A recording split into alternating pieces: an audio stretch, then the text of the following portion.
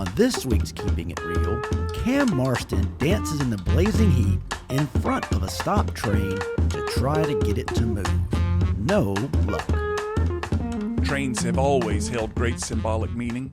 They represent the future, a new destination, an opportunity. In movies, the characters board trains in the hopes of greater things down the tracks. Lovers tearfully depart at train stations. Though it's tragic, it's what's best for each of them. Bandits of the Wild West knew there was a strong box on a train full of money. And convicts break out of jail, and if they can make it to the train, it'll take them away from the misery of prison. Songs, too. The Midnight Special, Midnight Train to Georgia, Folsom Prison Blues, People Get Ready, Downbound Train by Bruce Springsteen. Lots of train songs, lots of them. Trains are a metaphor.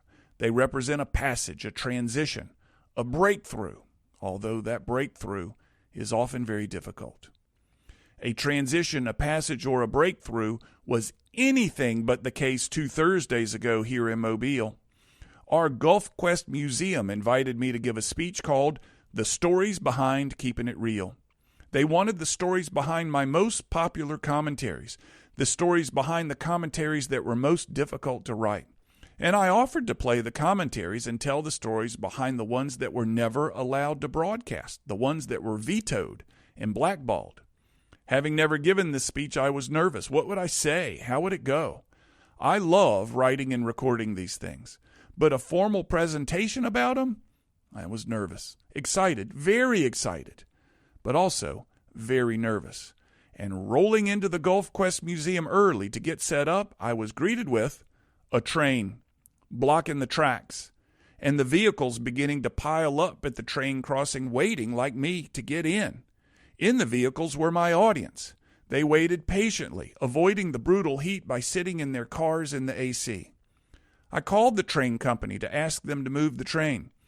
Okay, the CSX dispatcher said, any minute now. We all waited.